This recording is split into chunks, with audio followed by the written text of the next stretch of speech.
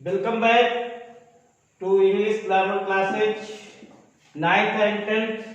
जैसा कि आप पढ़ रहे हैं पार्ट ऑफ सेंटेंस में लगभग सभी भाग हो चुके हैं। अब ऑब्जेक्ट का विभाजन पढ़ रहे थे और बताया भी था कल कि ऑब्जेक्ट जो है दो प्रकार के होते हैं। नंबर 1 डायरेक्ट ऑब्जेक्ट और नंबर 2 इनडायरेक्ट ऑब्जेक्ट। आपने पढ़ लिया है डायरेक्ट ऑब्जेक्ट और इनडायरेक्ट ऑब्जेक्ट, ये आपने पिछले वीडियोज में पढ़ लिया है। और आपको मैंने बताया था कि डायरेक्ट ऑब्जेक्ट से वस्तु का बोध होता है और इनडायरेक्ट ऑब्जेक्ट से व्यक्ति का बोध होता है। इसके बारे में अच्छी तरह से बताया था, उदाहरण भी दिया था और एक टेबल बना लेंगे जिससे इसका बिल्कुल स्पष्टीकरण हो जाएगा। तो टेबल कैसे बनाएंगे? देखिए, डायरेक्ट और इनडायरेक्ट ऑब्जेक्ट से संबंधित टेबल बनाएंगे। तो टेबल बनाने के लिए आप डालेंगे यहाँ पर सेंटेंस। उसी प्रकार से यहाँ पर ऐसे लाइन दे देंगे, ये ऐसे लाइन दे देते हैं और एक लाइन ये दे देंगे, दे दिया। और सेंटेंस के ये ऐसे भाग कर दिए और यहाँ पर सब्जेक्ट लिख दिया और यहाँ पर लिख दिया प्रेडिकेट, ये लिख दिया। इसके बाद में फिर यहाँ इसको ये लाइन दे देंगे, पहले ये लाइन दे देंगे और सब्जेक्ट प्रेडिकेट के आपने भाग किए थे, वर्ब किया और इसके बाद में यहां पर दे देंगे ऑब्जेक्ट। क्या दे देंगे? ऑब्जेक्ट। और ऑब्जेक्ट के आपने दो भाग किए थे, ये दो भाग कर देंगे, पहले इनडायरेक्ट ऑब्जेक्ट और बाद में लिख देंगे डायरेक्ट ऑब्जेक्ट। क्योंकि क्रिया की जब दो ऑब्जेक्ट आते हैं, ध्यान दीजिए, जब दो ऑब्जेक्ट आते हैं तो क्रिया के जो बाद आता है ऑब्जेक्ट वो इनडायरेक्ट होता है तथा उसके बाद डायरेक्ट ऑब्जेक्ट आता है। तो यहां लिख देंगे इन डायरेक्ट ऑब्जेक्ट। क्या लिख देंगे? Indirect object. और यहां लिख देंगे डायरेक्ट ऑब्जेक्ट। यहां क्या लिख देंगे? Direct object. अब आप पुनः यहां से लाइन दे देंगे, ध्यान रखिएगा, ये लाइन ऐसे पुनः दे देंगे। इतना आपको समझ में आ गया होगा। और यहां भी ऐसे लाइन कर सकते हैं आप, ऐसे लाइन दे दिया तो नंबर 1 मान लो जैसे हम लिख दें राम, इसके बाद में सब्जेक्ट हो गया, गेव मी आ बुक। अब यहां पर देखिए, राम सब्जेक्ट है, गेव आपकी वर्ब है, मी आपका इनडायरेक्ट ऑब्जेक्ट। क्योंकि व्यक्ति विशेष का बोध हो रहा है, व्यक्तिवाचक सर्वनाम है, पर्सनल प्रोनाउंस है, इसलिए मी। और ये बुक, ये वस्तु का बोध हो रहा है, एक वस्तु है, ये क्या है? डायरेक्ट है और ये क्या है? इनडायरेक्ट है। पुनः दूसरा उदाहरण, सी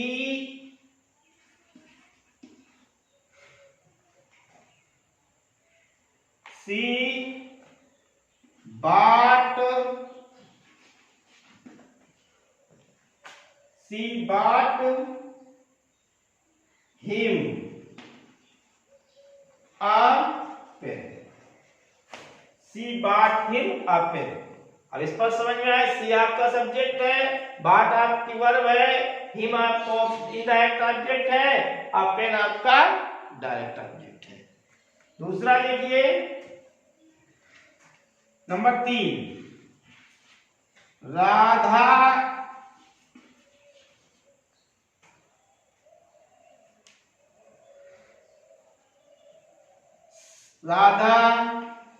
send me a letter.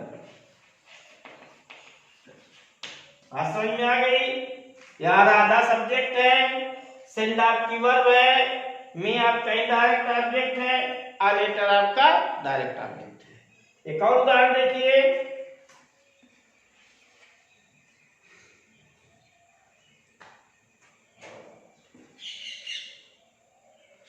he teaches me Hindi. ये तो अब आपको स्पष्ट समझ में आ गया होगा। नीचे ज्यादा जाने से आपको लाइनिंग नहीं समझ में आती, दिखाई नहीं देता, यहाँ तक आपको दिखाई दे रहा होगा। तो इस टेबल को आप कंप्लीट कर लेंगे।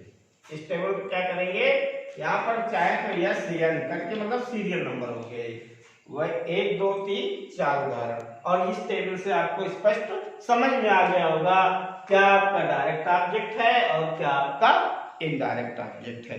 तो बना लीजिए इस टेबल को, और इस टेबल को बनाने के बाद में आगे चलते हैं, एक नोट लिखते हैं। क्या लिखते हैं, नोट लिखते हैं। क्या लिखेंगे, नोट लिखेंगे। इसके टेबल के बाद में नोट लिखेंगे, पहले नहीं लिखेंगे।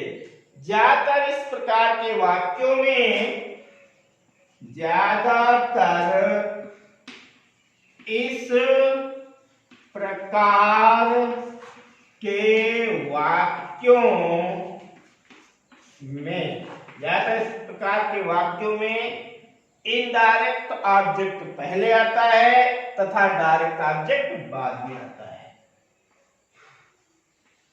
इनडायरेक्ट, ज्यादातर इस प्रकार के वाक्यों में, थोड़ा सा घुमा दें, ज्यादातर इस प्रकार के वाक्यों में क्रिया के तुरंत बाद, ये क्रिया के तुरंत बाद,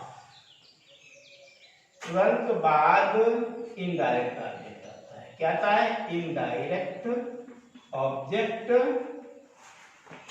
ऑब्जेक्ट आता है। तथा उसके बाद, तथा उसके बाद डायरेक्ट ऑब्जेक्ट आता है। कौन आता है, डायरेक्ट ऑब्जेक्ट, ऑब्जेक्ट आता है।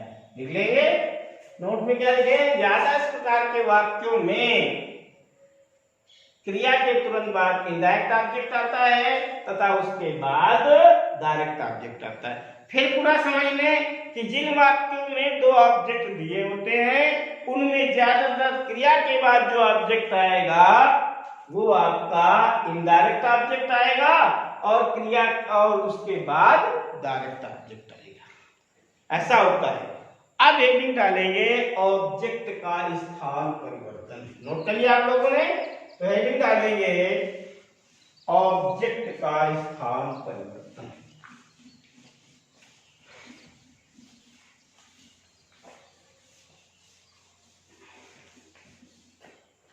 हेडिंग डाल देंगे ऑब्जेक्ट का स्थान परिवर्तन, ऑब्जेक्ट का स्थान परिवर्तन। क्या डालेंगे, ऑब्जेक्ट का स्थान परिवर्तन। इसका मतलब क्या हुआ, यदि हम डायरेक्ट ऑब्जेक्ट को पहले लिखें और इनडायरेक्ट ऑब्जेक्ट को बाद में लिखें, मतलब आप जानते हैं कि ज्यादातर वाक्यों में डायरेक्ट ऑब्जेक्ट पहले आता है और डायरेक्ट ऑब्जेक्ट बाद में आता है, और यदि हम डायरेक्ट ऑब्जेक्ट को पहले लिखें और इनडायरेक्ट ऑब्जेक्ट को बाद में लिखें तो प्रक्रिया कैसे करेंगे इसको समझेंगे। इसको कहें डायरेक्ट ऑब्जेक्ट का स्थान परिवर्तन। तो लिखेंगे ज्यादातर वाक्यों में, आपने लिखा ज्यादातर वाक्य, इस प्रकार के वाक्यों में क्रिया के तुरंत बाद इनडायरेक्ट ऑब्जेक्ट आता है तथा उसके बाद डायरेक्ट ऑब्जेक्ट आता है। यही भाषा दोहरा देते हैं, ज्यादातर वाक्यों में, ज्यादातर वाक्यों में इनडायरेक्ट ऑब्जेक्ट पहले आता है, पहले आता है। तथा उसके बाद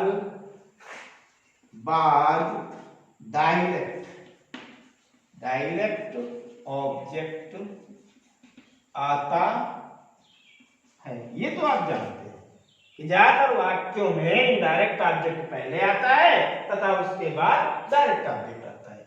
और यदि हम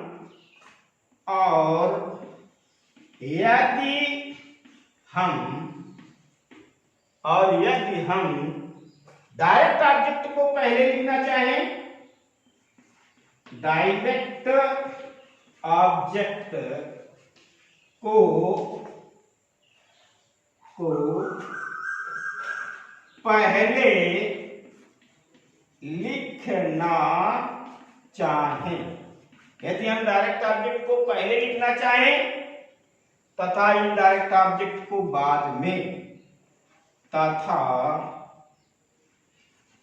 इनडायरेक्ट ऑब्जेक्ट को बाद में, इनडायरेक्ट ऑब्जेक्ट को बाद में तो इनडायरेक्ट ऑब्जेक्ट से पहले, तो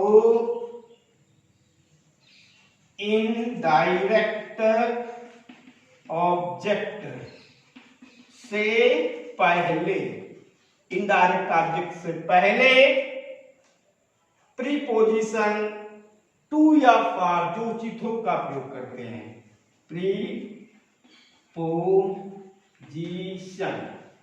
प्रीपोजिशन टू या फॉर जो उपयुक्त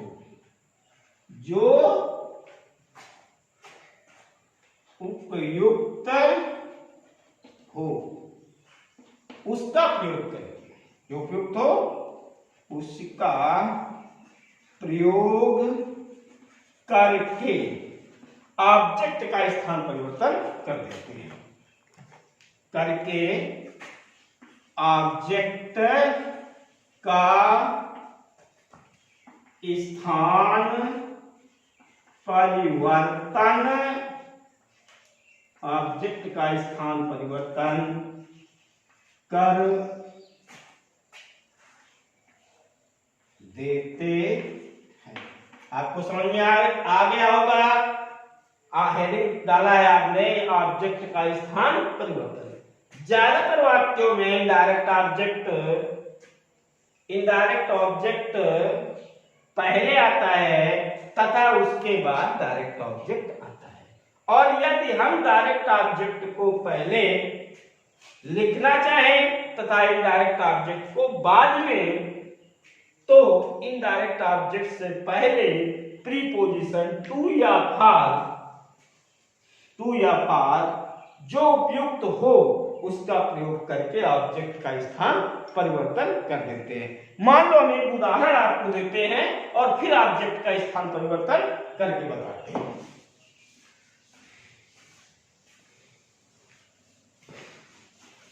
देखिए उदाहरण के लिए, जैसे Ram gave me a pen, ये बात लिखा हुआ है, Ram gave me a pen, Ram ने मुझे एक पेन दिया। ये वाक्य है, ज्यादातर इस प्रकार के वाक्य आते हैं जिनमें इनडायरेक्ट ऑब्जेक्ट है आपका पहले आया है और डायरेक्ट ऑब्जेक्ट बाद में है। लेकिन इसका स्थान परिवर्तन करना है तब कैसे लिखेंगे, यानी ये जो पेन है, राम गिव मी अ पेन, ये जो है इनडायरेक्ट ऑब्जेक्ट है, इसको पहले लाएंगे और इसको बाद में ले जाएंगे तो क्या कर देंगे, Ram gave a pen to me, बन गया। अब डायरेक्ट ऑब्जेक्ट पहले हो गया और इनडायरेक्ट ऑब्जेक्ट आपका बाद में हो गया, लेकिन क्या लग गया, प्रीपोजिशन टू लग गया। ऐसे ऑब्जेक्ट का स्थान परिवर्तन कर देते हैं। राम गेव मी अ पेन, ऊपर वाक्य लिखा था, वही वाक्य ऑब्जेक्ट का जब स्थान परिवर्तन किया गया तो Ram gave a pen to me हो गया। एक और उदाहरण दे लीजिए,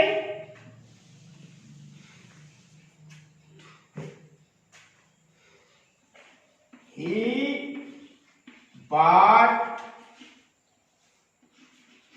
me a book.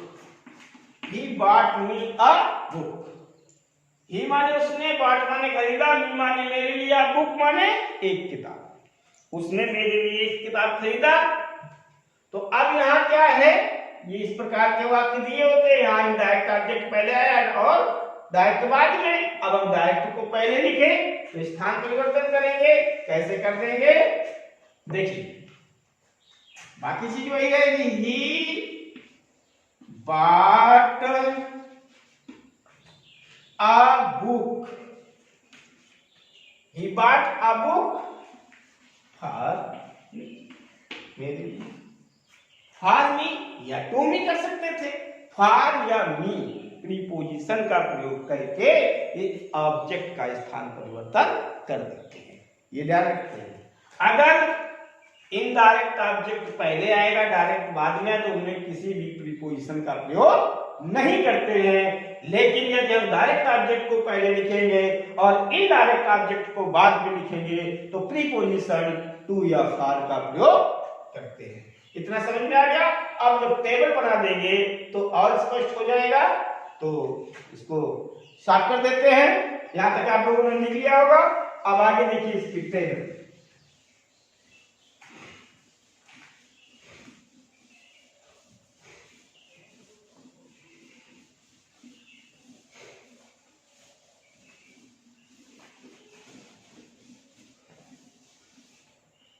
अब देखेंगे टेबल तो क्या बनाएंगे। टेबल अपना सीरियल नंबर खुद पता होगा आपका। उसी प्रकार से यहाँ पर एक टेबल बनाएंगे तो यहाँ पर उसी प्रकार से आप डाल देंगे सेंटेंस। क्या डाल देंगे सेंटेंस। और उसी प्रकार से जैसे पहले करते थे इस प्रकार से आप लाइन दे देंगे। और आप ऊपर भी ऐसे ये लाइन ले लिया। इस सेंटेंस को आप उसी प्रकार से दो भागों में बांट दिया। यहां आपने डाल दिया सब्जेक्ट और यहां पर डाल दिया प्रेडिकेट। ये तो आप करते रहे रेडी। इसके बाद में इस प्रेडिकेट वाले पोर्शन को आप विभाजित कर दीजिए। यहां ऐसे कर दीजिए। यहां लिख दीजिए आप वन। यहां लिख दीजिए, पहले आप लिखना चाहेंगे डायरेक्ट ऑब्जेक्ट। यहां लिख दीजिए डायरेक्ट ऑब्जेक्ट और परिवर्तन किया स्थान। और यहां लिख दीजिए इनडायरेक्ट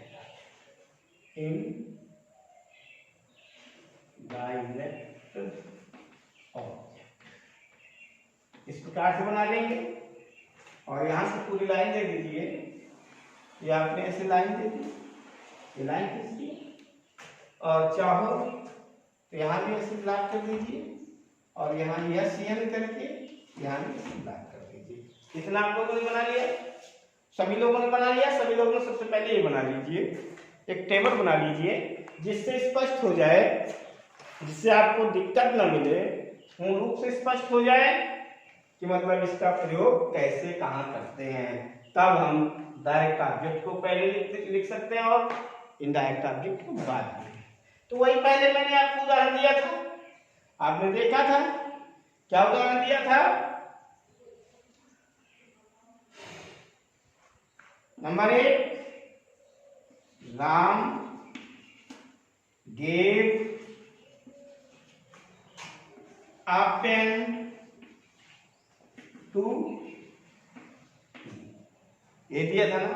दूसरा उदाहरण number 2,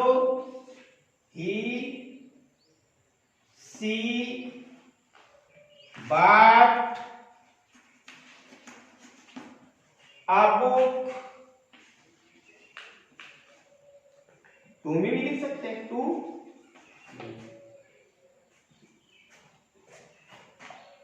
number 3, they sent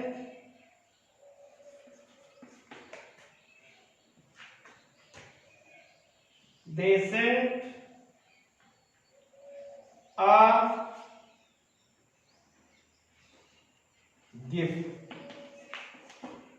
Harsh, they sent a gift for Harsh. और भी लिख सकते हैं। नंबर 4,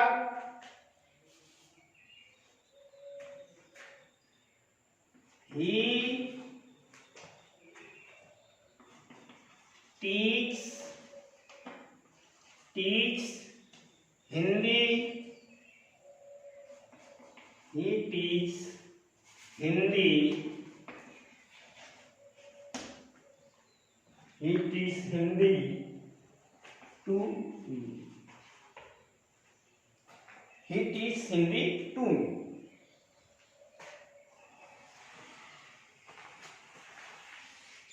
इस प्रकार से इस टेबल को कंप्लीट कर लिया। अब आपको स्पष्ट हो गया कि डायरेक्ट ऑब्जेक्ट पहले आ गया और इनडायरेक्ट ऑब्जेक्ट बाद में आया, लेकिन उससे पहले टू या फॉर प्रीपोजिशन का प्रयोग हुआ। तो इस प्रकार से ऑब्जेक्ट का विभाजन, ऑब्जेक्ट का स्थान परिवर्तन पूरा हुआ। अब देखिए, पहले आपको बताया था सब्जेक्ट के भागों में से जीरन का प्रयोग बताया था, यानी जीरन का सब्जेक्ट के रूप में प्रयोग बताया था ना। अब यहाँ पर चूंकि ऑब्जेक्ट प्रेडिकेट के बात कर रहे हैं, वहां पर बात ऑब्जेक्ट की आती है, तो अब डालेंगे जीरन, हेडिंग डालेंगे जीरन का ऑब्जेक्ट के रूप में प्रयोग। जीरन का ऑब्जेक्ट के रूप में प्रयोग। जीरन को ऑब्जेक्ट के रूप में प्रयोग। देखिए, जीरन एक प्रकार का वर्बल नाउन है, ये बताया गया है, और इसका प्रयोग सब्जेक्ट तथा ऑब्जेक्ट के स्थान पर कर सकते हैं। तो क्या है, जीरन का ऑब्जेक्ट के रूप में प्रयोग। तो लिखेंगे Jiran is a verbal noun. Jiran एक प्रकार के वर्बल नाउन है। Jiran is a verbal noun, Jiran एक प्रकार के वर्बल नाउन है। जीरन एक प्रकार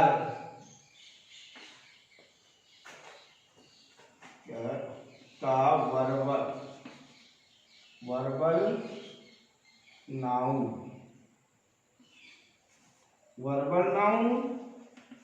है, और इसका प्रयोग ऑब्जेक्ट के रूप में भी कर सकते हैं, और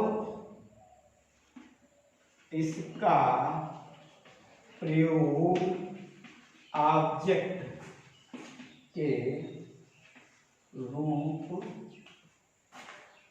में ऑब्जेक्ट के रूप में करते हैं, ऑब्जेक्ट के रूप में करते हैं। और जब इसका प्रयोग ऑब्जेक्ट के रूप में करते हैं, और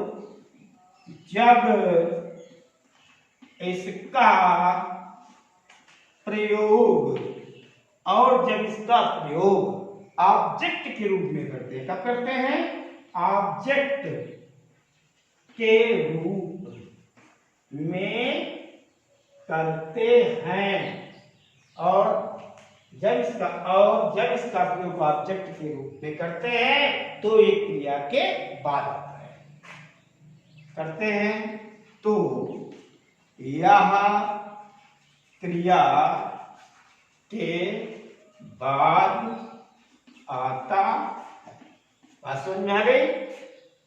Jiran is a verbal noun, Jiran एक प्रकार के वर्बल नाउन है, और इसका प्रयोग ऑब्जेक्ट के रूप में करते हैं, और जब इसका प्रयोग ऑब्जेक्ट के रूप में करते हैं तो यह क्रिया के बाद में आता है। देखिए, सब्जेक्ट के रूप में प्रयोग करते थे तब बताया, और ऑब्जेक्ट के रूप में प्रयोग करते हैं तब बताया। अब होता क्या है, वर्बल नाउन होता क्या है, जीरंड बराबर हो जाएगा verb first, verb first plus ING, verb first plus ING. बनाएंगे कैसे? जैसे मान लो स्विम, स्विम माने तैरना, स्विम माने तैरना प्लस आईएनजी बराबर क्या हो जाएगा? स्विमिंग, स्विम माने तैरना प्लस आईएनजी बराबर स्विमिंग, स्विमिंग क्या हो जाएगा? स्विमिंग। अब ये स्विमिंग आपका क्या बन गया? जिरंड बन गया। क्या बन गया? जिरंड बन गया। क्योंकि बताया gerund verb plus ING form swim plus ING बराबर स्विम। अब उदाहरण के लिए I like swimming, I like swimming, मुझे तैरना पसंद है। I like swimming, I like swimming, मुझे तैरना पसंद है। अब देखिए आई सब्जेक्ट हो गया, लाइक वर्ब हो गई, और ये स्विमिंग क्या हो गया? ये आपका जिरंड हो गया। और क्रिया के तुरंत बाद आया है आई लाइक स्विमिंग, मुझे तैरना पसंद है, तो आई लाइक स्विमिंग क्रिया के तुरंत बाद आया जिरंड, और क्रिया के बाद जो शब्द आता है वो क्या होता है? ऑब्जेक्ट। तो जिरंड का ऑब्जेक्ट के रूप में प्रयोग, किसके रूप में प्रयोग हुआ? जिरंड का ऑब्जेक्ट के रूप में प्रयोग हो गया। आई लाइक स्विमिंग हो गया। टेबल बनाने की तो आवश्यकता है नहीं, और चाहे तो आप टेबल बना सकते हैं। देखिए पहले तो नोट कर लीजिए, नहीं रह जाएगा, आप नोट नहीं कर पाएंगे। सबसे पहले इसको नोट कर लीजिए। जिरंड का ऑब्जेक्ट के रूप में प्रयोग, हेडिंग डालेंगे, फिर gerund is a verbal noun. पहले सबसे पहले आपको मैंने बताया था जिरंड मींस क्या होता है? क्या होता है जिरंड मींस? जिरंड मींस होता है क्रियावाचक संज्ञा। क्या होता है? क्रियावाचक संज्ञा। तो आपने इसको नोट कर लिया, और नोट कर लीजिए, इसके बाद में आप समझ में आ गया कि जिरंड का यहाँ पर किसके रूप में प्रयोग हुआ है? ऑब्जेक्ट के रूप में प्रयोग हुआ है। किसके रूप में प्रयोग हुआ? ऑब्जेक्ट के रूप में। और जब जिरंड को हम ऑब्जेक्ट के रूप में प्रयोग करते हैं तो क्रिया के तुरंत बाद आता है। और पहले बताया था जब सब्जेक्ट के बाद से भाग चल रहे थे, तो जब हम जिरंड का सब्जेक्ट के रूप में प्रयोग करते हैं तो क्रिया से पहले आता है। क्योंकि क्रिया से पहले वाला भाग सब्जेक्ट होता है और क्रिया से लेकर के बाद वाला भाग आपका प्रेडिकेट होता है, इसलिए ये आई सब्जेक्ट हो गया, बाकी लाइक स्विमिंग ये आपका प्रेडिकेट हो गया। इसमें लाइक आपकी वर्ब हो गई, तो स्विमिंग क्या हुआ? ऑब्जेक्ट हुआ। और कौन सा ऑब्जेक्ट हुआ? जिरंडियल ऑब्जेक्ट हुआ। जिरंड से ये जिरंड है, और जिरंड का किसके रूप में प्रयोग किया हमने? ऑब्जेक्ट के रूप में किया। बात समझ में आ गई? अब इसके बाद में इन्फिनेटिव का ऑब्जेक्ट के रूप में प्रयोग हेडिंग डालेंगे।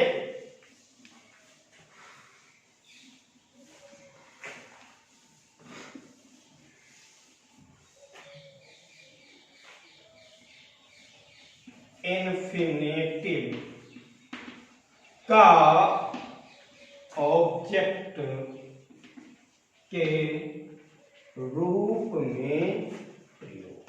देखिए इन्फिनेटिव का ऑब्जेक्ट के रूप में प्रयोग, जिस प्रकार जिरंड का प्रयोग ऑब्जेक्ट के रूप में करते हैं, उसी प्रकार इन्फिनेटिव का भी प्रयोग ऑब्जेक्ट के रूप में करते हैं। लिख लेंगे, जिस प्रकार जिरंड का प्रयोग ऑब्जेक्ट के रूप में करते हैं,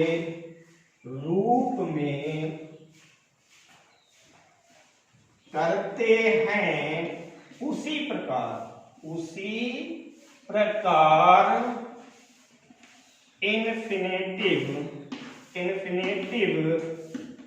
इन्फिनेटिव का प्रयोग भी ऑब्जेक्ट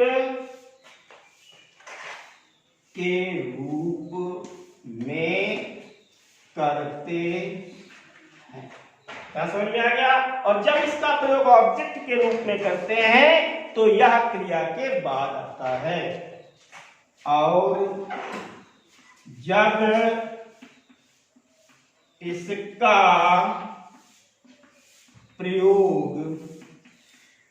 जब इसका प्रयोग ऑब्जेक्ट के रूप में करते हैं तो यह क्रिया के बाद आता है। बात समझ में आ गई। अब इन्फिनेटिव क्या है? इन्फिनेटिव बराबर आपको पहले बता चुके हैं, फिर एक बार इन्फिनेटिव हिंदी बताई थी क्रियार्थक संज्ञा, और जीरन क्या हिंदी बताई थी क्रियावाचक संज्ञा। इन्फिनेटिव, अब इन्फिनेटिव क्या है?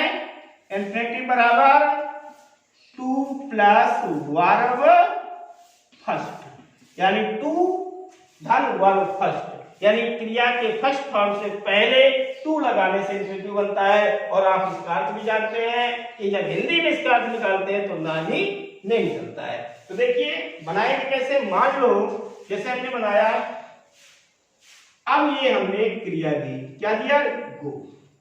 यहां पर सबसे पहले हमने टू लगाया, टू, और इसके बाद में प्लस वर्ब फर्स्ट फॉर्म क्या हो गया? गो। ये हो गया, तो ये क्या बन गया? बराबर बन गया टू गो, टू गो जाना। तो ये आपका इन्फिनेटिव बना, टू गो। जैसे उदाहरण के रूप में आई वांट टू गो, मैं जाना चाहता हूं, आई वांट टू गो। अब देखिए आई वांट टू गो। अब ये इन्फिनेटिव क्यों इन्फिनेटिव है, कैसे इन्फिनेटिव है, और ऑब्जेक्ट के रूप में इसका कैसे प्रयोग हुआ। अब देखिए आपके सामने लिखा हुआ है, जिस प्रकार जिरंड का प्रयोग ऑब्जेक्ट के रूप में करते हैं उसी प्रकार इन्फिनेटिव का प्रयोग भी ऑब्जेक्ट के रूप में करते हैं। और जब इसका प्रयोग ऑब्जेक्ट के रूप में करते हैं तो यह क्रिया के बाद आता है। अब देखिए आई आपका सब्जेक्ट है, वेंट आपकी वर्ब है, और इसके तुरंत बाद क्या है? To go. ये टू गो क्या हो गया? आपका इन्फिनेटिव हो गया। तो अब यहाँ पर इन्फिनेटिव का प्रयोग किसके रूप में हुआ? ऑब्जेक्ट के रूप में। बात समझ में आ गई होगी सबको। इन्फिनेटिव का भी प्रयोग ऑब्जेक्ट के रूप में करते हैं, यानी इन्फिनेटिव और जिरंड ऐसे वर्बल नाउन है जिनका प्रयोग हम सब्जेक्ट और ऑब्जेक्ट दोनों के रूप में कर सकते हैं। जब ऑब्जेक्ट सब्जेक्ट के रूप में करते हैं तो एक क्रिया से पहले आता है, और जब ऑब्जेक्ट के रूप में करते हैं तो एक क्रिया के बाद आता है। अब आगे देखिए, आपको मैंने प्रेडिकेट के 3 भाग बताए थे। कौन कौन से भाग बताए थे? वर्ब, ऑब्जेक्ट और कॉम्प्लीमेंट। तो हेडिंग डालिए कॉम्प्लीमेंट का प्रयोग, हेडिंग डालेंगे कॉम्प्लीमेंट का प्रयोग, कॉम्प्लीमेंट का प्रयोग। कॉम्प्लीमेंट माने पूरक, बता चुके हैं। कॉम्प्लीमेंट माने पूरक, कॉम्प्लीमेंट का प्रयोग। तो इसमें लिखेंगे क्या? जिस प्रकार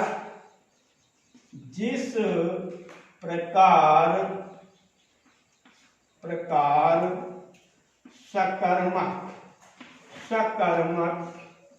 क्रियाओं या सकर्मक क्रिया, जिस प्रकार सकर्मक क्रिया पोस्ट में लिखेंगे ट्रांजिटिव वर्ब के बाद कर्म का अनावश्यक है, कर्म का आना आवश्यक है, उसी प्रकार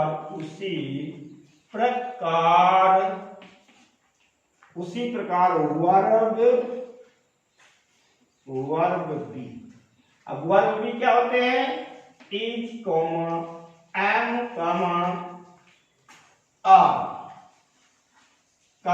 वाच, वर, ये होते हैं आपके वर्ब भी। वर्ब भी क्या होते हैं?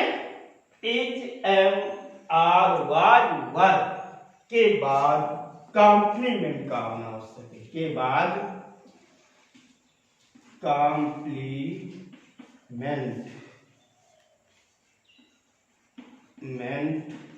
का आना आवश्यक है। बात समझ में आ गई।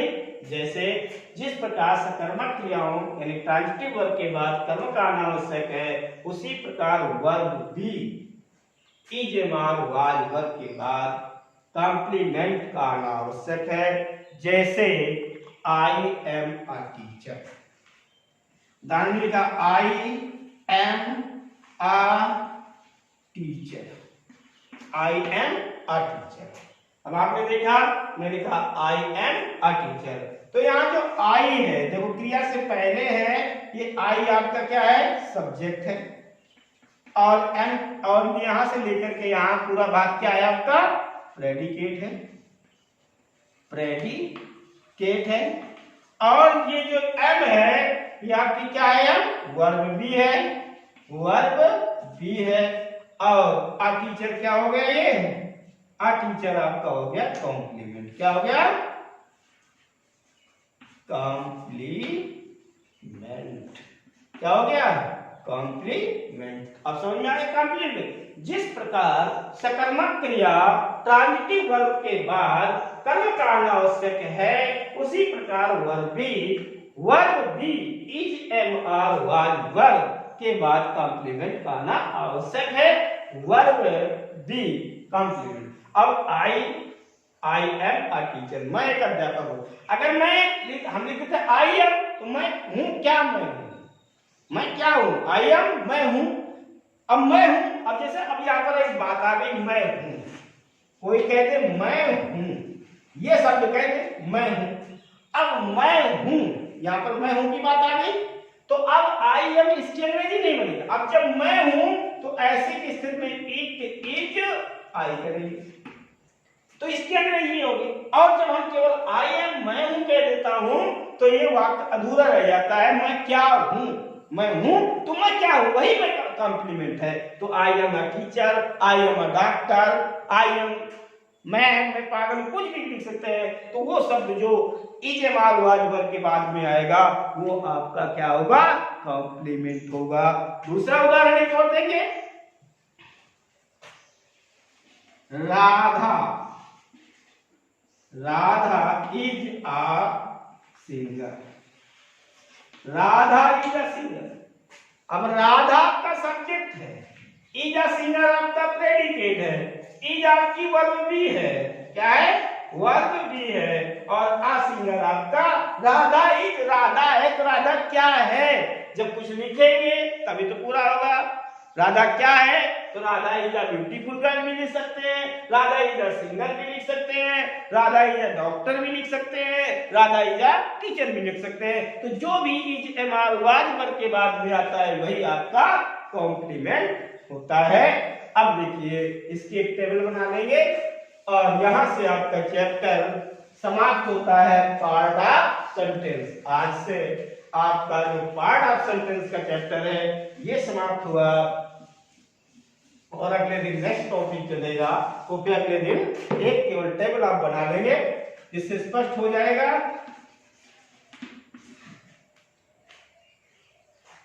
तो टेबल बनाने से स्पष्ट कर देंगे, यहाँ पर लिख देंगे सेंटेंस। क्या लिख देंगे, सेंटेंस, और ये लाइन दे देंगे, बहुत जल्दी से बना लीजिए, ये दे देंगे। और यहाँ सेंटेंस के आपने उसी में दो भाग कर दिए, यहाँ डाल दिया सब्जेक्ट और यहाँ डाल दिया प्रेडिकेट, प्रेडिकेट, और प्रेडिकेट को डिवाइड कर दीजिए, यहाँ पर ये कर दीजिए, यहाँ डाल दीजिए वर्ब बी, और यहाँ पर डाल दीजिए कॉम्प्लीमेंट, ये डाल दीजिए, और यहाँ से लाइन दे दीजिए। और इसके बाद में नंबर 1, पहला उदाहरण दिया, आई एम अ टीचर, ये आपका कॉम्प्लीमेंट हुआ। दूसरा उदाहरण दे देंगे, राधा इज अ सिंगर, ये दे दिया। तीसरा उदाहरण दे देंगे, she is a good girl, ये आपका कॉम्प्लीमेंट हुआ। और भी दे सकते हैं, नंबर 3, दे आर मैड, समझ में आ गई। तो इस टेबल को बना लेंगे, और इस प्रकार से आपका ये चैप्टर पूरा कंप्लीट हुआ। और इसका कल आपको सबसे पहले यानी सेंटेंस का पूरा फिगर बनाने के बाद में, इसके बाद में अगला चैप्टर प्रारंभ करेंगे। तो इस चैप्टर से संबंधित जो भी एक्सरसाइज है आप लोग जरूर करिएगा। हालांकि कल आपको फिगर बनाने के बाद में एक एक्सरसाइज बोर्ड में जरूर बता दूंगा, लेकिन करिएगा जरूर।